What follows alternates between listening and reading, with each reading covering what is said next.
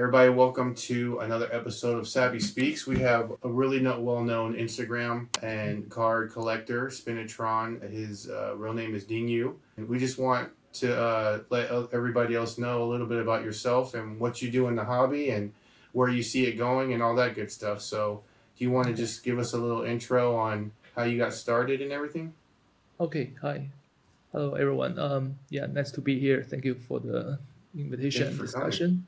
Yeah, so I'm Spinotron. So I started collecting in the late 90s, like open some packs back then. And then there's around 10 years of intervening years. I haven't done much, like in 2000s. Then I came back in hobby 2009-ish and started collect from the secondary market mostly.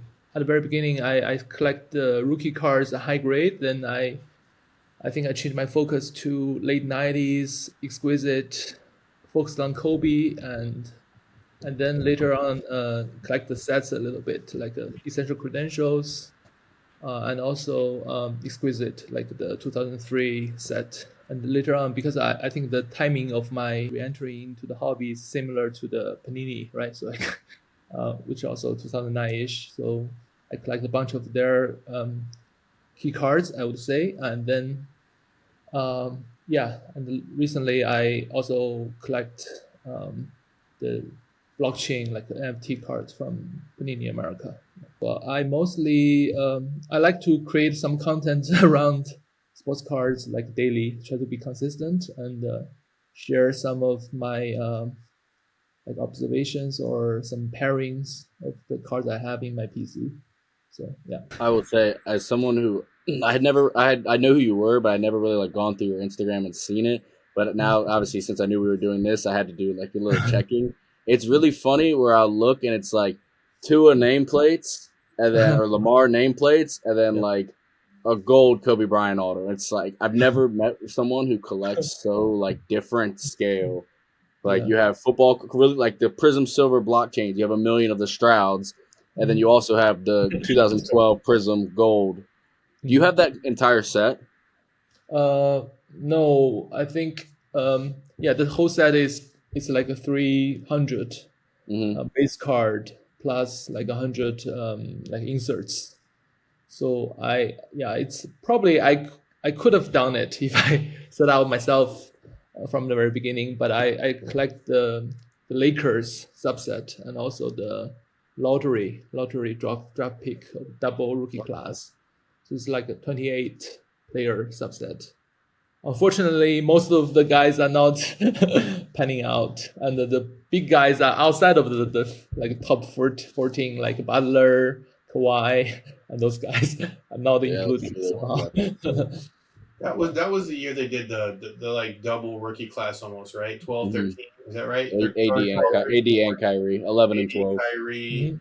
Exactly. Butler, Clay, Kawhi, Draymond, Draymond, Hmm. Klay Thompson. Bradley That was Beal, awesome that they did that. But Damian Lillard. That was a good product. um, Yeah, I know I that think you that year is use really good, these. like a Prism, and also introduction Oh of yeah, first year Prism, Immaculate right? and Flawless. Yeah, first Mm-hmm. year.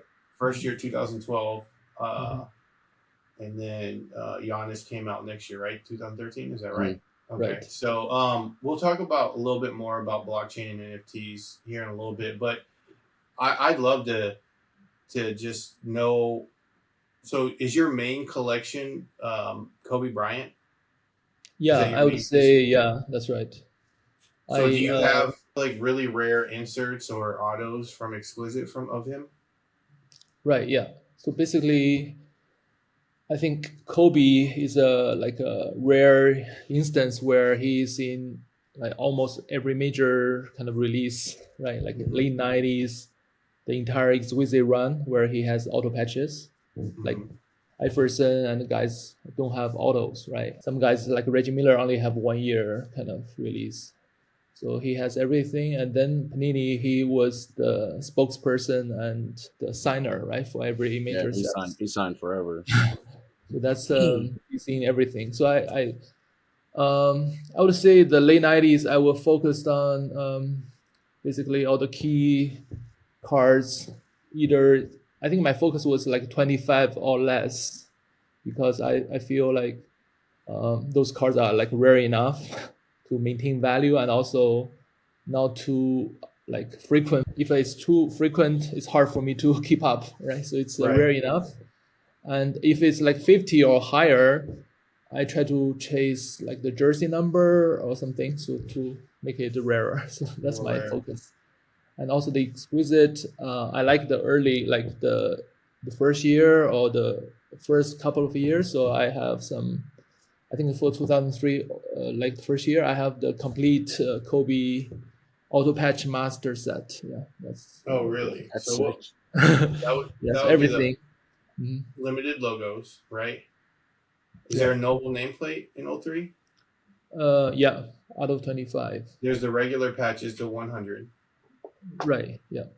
and then I'm missing And numbers so the pieces, emblems of endorsement out of 15, emblems of number endorsement. pieces out of 8. Yeah. Okay, I think you that's guys show off emblem of endorsement, right? In 95. yeah. We just graded one for somebody. Yeah. Yeah. So that's a very nice one. I knew you would like that one. I love the 03 limited. That's my favorite. I mean, 03 exquisite is my favorite exquisite set. My PC is Jordan, so I have the limited logos and the patch out of the 100. I'm working on getting all those ones that you have. But I think exquisite they did really well.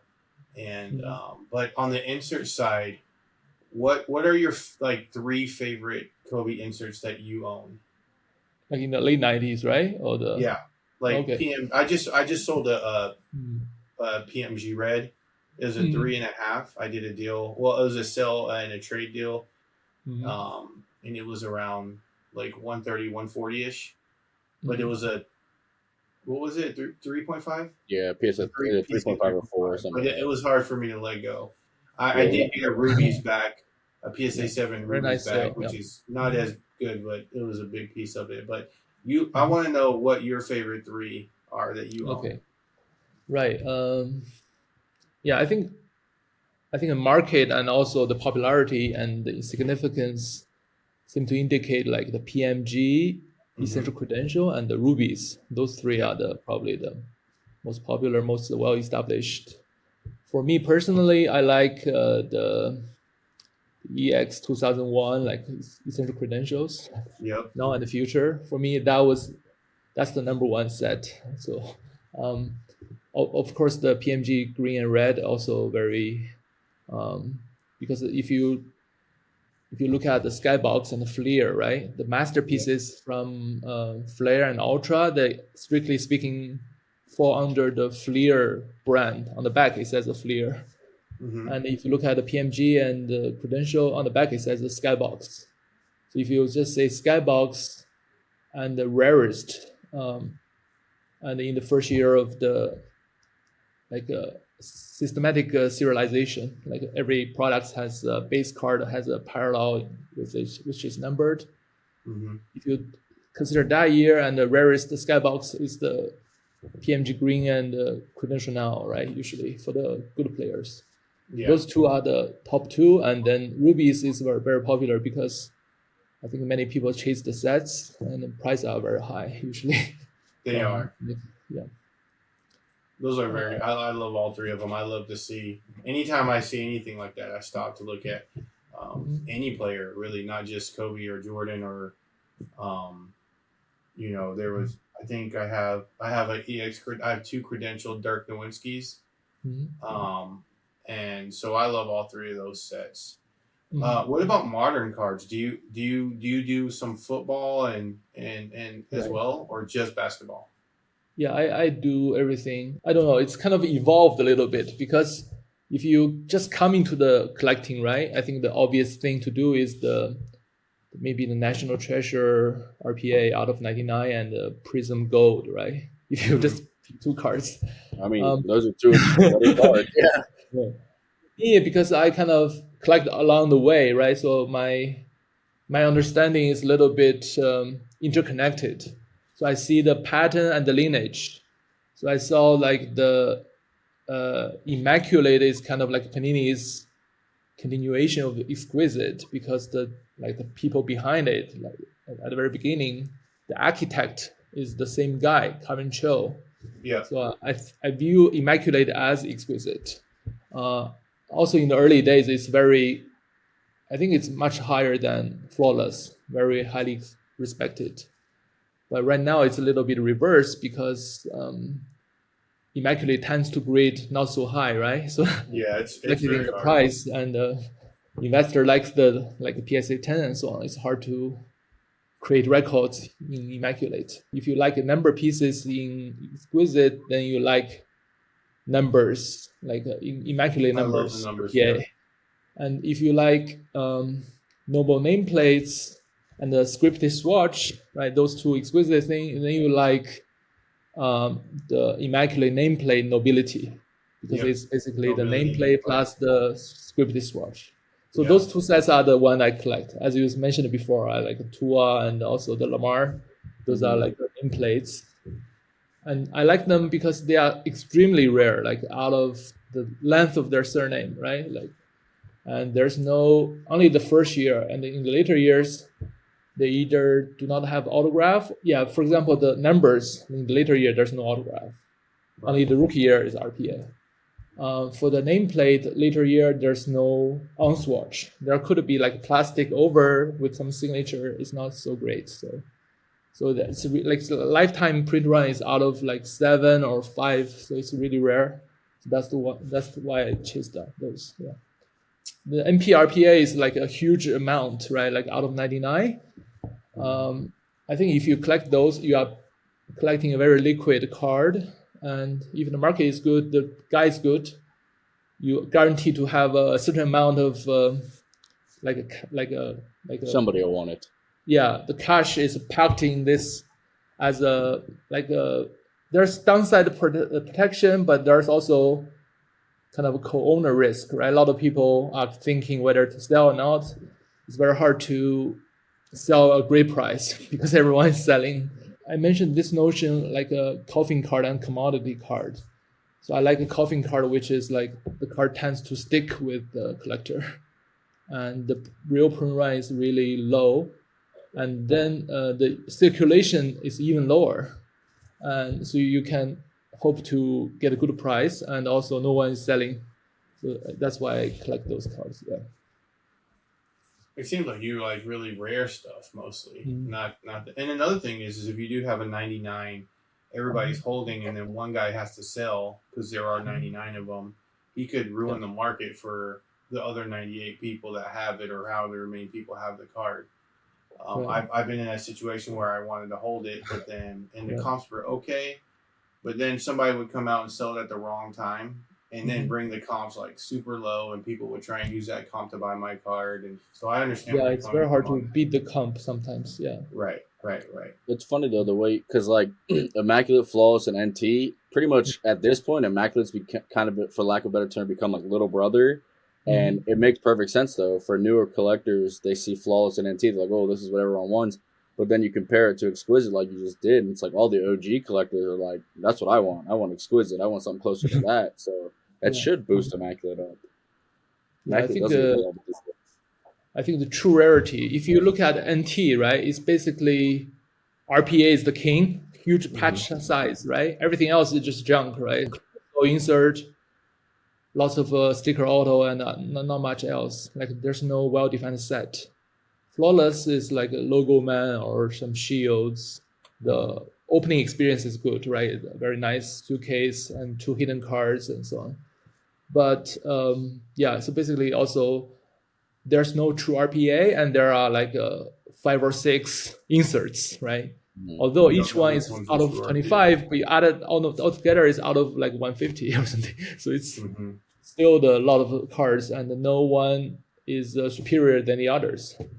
But for the like Immaculate is well defined like set notion, because it's really, you can map 1-to-1 from Exquisite. So it's really, yeah. I think if you do not judge by the sale price, resale, and then you can appreciate the rarity and history a little bit more. What on the NFTs? It seems like, have you recently got into that, or have you been into it for a while? Yeah. So I think so my NFT is not very typical. It's like, because NFT is like people try to get onto a project, right? Usually there's like invitation by like whitelist, people get on it, and there's a huge rise in price, and people sell at a good time and then hop on to the next one. So that's the NFT style. But for me, I treat them as a way of still like sports cards. It's basically just a different release, right? Like traditionally, the card manufacturer only sell products through the primary sale of the wax, right? Sealed boxes. After that, the secondary sale has nothing to do with them except like for their reputation, right? You cannot like do like rubbish things. You cannot mess up the rarity. You cannot kill the system, right? But then you have nothing. You didn't gain anything. But blockchain or NFT setup allows the creator to have a secondary royalty, like all the resale, they have like a certain percentage flow into the creator's revenue, right? Like for Panini, it's like 5%.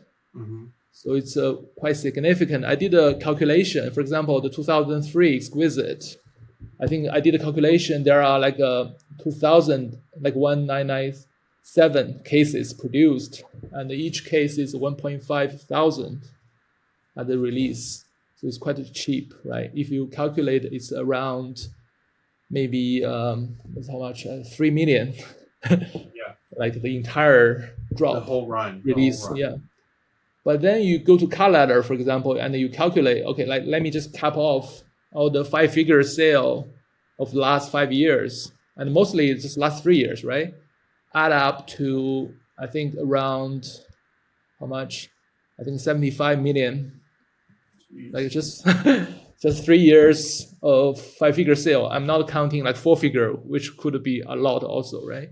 And there could be like another like many years later, they'll keep reselling like same thing. So for a single product, you have 25x, right? Just after maybe 15 years or so, or 20 years. So, and that you have like 5 to 10%, and then perpetual like royalty. So that's a really, really good concept. Why Fanatics spend all their efforts to establish like live selling by the PWCC platform? They want to keep part of the secondary profit as well, but they do it in a more kind of not a native way, but try to establish an ecosystem to achieve the same effect. But NFT is like more native, like the kind of manufacturer, it's creator, but also it's like an auction platform, right? It's also golden. There's no need to attract consignment. It's already everything is there, and all the sales go through there. And so that's a very good setup. And also, I think it's a genius setup, except it has to grow, right? People have to understand and appreciate because collectors like to hang on to the old stuff, right? They do not take time to crack through their usual habits. If the user base is big enough, I think, it's tremendous for the creator, but also for users, because the friction is really low, very convenient. And basically, it's like a vault collecting, right? You do not have access physically to the thing, but everything is there, like the license, the IP, the design, rarity is there. So I think there's no reason it's not gonna be like valued after a certain period when enough people are like get on it. Yeah, and it's kind of interface of two categories: the traditional like physical collecting, but also the crypto world. I calculated the crypto world is about 2.5 trillion. Yeah. For sports card, it's probably about, conservatively, it's about maybe 40 billion. So it's like 50 a long way to go. So I think the crypto is bigger because of the Bitcoins has a lot of market cap, right? A lot of projects. It's easier to create the projects there somehow. Hard to make it long lasting. So it definitely it's open your eyes a little bit because you can view things from different angles. Yeah. So that's why I like it. Yeah, complementary to my physical collecting a little bit as well. Yeah. I think the more that people are educated about it and more that they learn about it, same thing with crypto. It wasn't this big 10 years ago, Yeah. or 20 years ago. Remember when Bitcoin was like 25 cents for a Bitcoin way back then? We all wish we could have bought it. But the more that people educate, like people being able to see like your page on Instagram and learn more about how Panini blockchain works, and because there's a lot of people that ask me, what do I do with all these? Like I have all these NFTs. I'm like, people buy them. Go look at the market. People sell them and buy them all the time. And so when I tell them that, they go on there and they'll sell, or they'll get interested and they'll start playing the game that everybody else does. But I think it's pretty cool that you do that to educate people about the NFTs. Yeah, I think you have to approach it in the right way. Right? If you are try to create like the short-term cash flow by doing the usual NFT, maybe the Panini blockchain is not set up for that, because Yeah, I would say I think it's the not. user base is very like good stuff tend to get attached to the collectors, right? You won't see them after certain hand changes, and if you just open packs, right, it's random, right? You cannot like let the fate determine what you collect. You can open packs for fun, but you should spend at least half of an amount to like purposefully to pick from the secondary market. You can get a better cards this way, right? So many people feel a little bit unhappy, right, because they spend all their money opening packs, and then the platform has some way to reward them. Like there are certain challenges, makes the less valuable cards become valuable for like a week, right? So can make them to recoup the money a little bit, but the whole collection is not worth much if you're just opening the packs, right? So it's Right. you have to be a collector in that world also to be able to accumulate some value, I think. And also it's not a instant gratification, because I think the setup is not perfect yet. It's not on Ethereum chain. It's like a Panini's own chain. So the pure NFTs, people won't know it much. So the price, everything is not what it should be, which is good news for collectors, but it all can be frustrating for investors, because you want them to blow up. You want to see the money go up. Yeah, but it I would say it it's will more of a eventually, right? I think. Yeah. long-term hold to see what happens with it for sure, not a quick flip. That's super cool. Thank you so much for all that information. I did want to ask you another question before we ended this. Jordan, did you have anything else for me before? I just wanted to say, on your link tree, you have your alt vault in there. Thank you for that. I got to drool over some cards when I was looking through there, so that was nice. So, is that public, so like anybody can go see that? It's on his Instagram. Guys, Yeah. go check out his Spinotron's collection. If you want to see some really cool stuff, definitely check his link tree out. And he's very informative. Like he said, he does posts almost daily, and he has over almost 20,000 followers. Is that right? Yeah, almost 20,000, like maybe 100 short. 100 away. Okay, Okay, it takes forever. But Are you coming to National this year in Cleveland? Yeah, I think so. I'm coming, unless there's something coming up shortly. Yeah. Very cool. So, my last question for you is, or it's more of advice to people that are coming in today to the hobby, and kind of your projection of where you see it going. It's kind of a loaded question. So, like, how do you think the hobby health-wise is right now? And then just some advice for somebody that's coming in today. And now, I know you're a lot higher end than your average collector. So, with that in mind, what would you tell like the everyday Joe that's coming in trying to collect?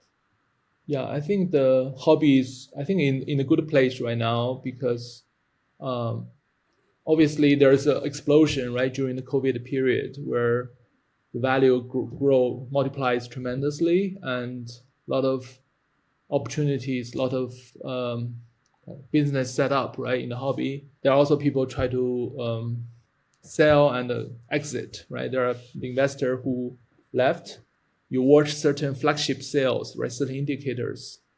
And those cards like a LeBron RPA out of 99 or Jordan PSA 10, Fleer rookie, and like a championship ticket for Brady and so on. You look at those sales, at the height, they can be like a couple of millions, right? For the Jordan, Right. it could be like 70, 700, yeah, 750 or something. Yeah. But for that to sustain, you have to have, for a single guy who can own and hold on to securely for a card worth around $1 million, it has to be the net worth of 10 millions, right? Or really know the card is worth it and really enjoy it, right? I think there aren't that many such collectors. So there are people try to sell, or there are people who bought into cheap, try to sell into it, which creates some pressure, right, to make price go lower. And those are visible things, right? People watch those and feel a little bit, the market's down a little bit. But right now, I think in the past maybe 9 months or more, if you watch the index, the percentage is like almost 0% or like -1, right? Which is pretty bottomed out. And also many people share with me that they bought something at auction and people like very quickly like message them, try to buy it at a higher value and so on. So those are like signs of the market is like, healthier, and the value is there. And also, I think if you consider the amount of stuff out there these days, right? There are multiple big platforms doing sales like weekly, bi-weekly, or monthly, right? Lots of big cards out there, and they still sell pretty consistently, right? So and often people post on the social media, claim he owns this now, and so on. I think the market is very resilient and has some support there. It's not like completely free fall or something. Right now, I think it's a very good place to enter. Or I think all the maybe fast money has come and go, and left with serious money and more passionate people or serious investor who sees some value in this space, try to create some infrastructure or try to build their collection, which can like last for many years and like accumulate value and grow. Understand the card and also check the condition, although the grading is so and so, but you understand the IPO, the color, and everything else. So I think I really personally, I feel very bullish in this space. That's why I spend a lot of time every day, basically for free, try to educate or try to share the passion. Like there are multiple ways to enjoy the hobby without thinking about like too much about like the financial side, but also like the intrinsic side. Right? I think if you find your spot and follow some very good habits, and it's pretty easy place to not lose much money and gain a lot of the value over time, I think. Well, thank you so much for coming on and giving us that info. I think that you're right. I think more people that learn, and if they don't look at it only as like a financial type of thing, but also knowing that they can hold on to stuff, meet people. Obviously we're bullish in it because we do it for a living, but I agree with a lot of what you said, and we appreciate that you put all that information. We're going to put your Instagram and Linktree along with this video if you're cool with that, just so that people can make sure to follow Spinotron on Instagram, get him to 20,000, and we get 100 of our people to follow him. So immediately overnight. You have double. We're only at like 10,000. So, and also feel free to DM me if any questions. I always respond to everything. Maybe sometimes not like instantaneously, but I will try to help people like along the way. That's very cool of you. Yeah, that's awesome. Jordan, did you have anything else? No, I just want to say I appreciate it. I know you're a busy guy, so thank you for taking the time out of your day to talk to us for a little bit. Yeah, Yeah, thank you thank you very so much for much. discussing. I'm sure we'll have you on again in the future. We hope to see you and meet you at the national. Yeah, yeah, for sure.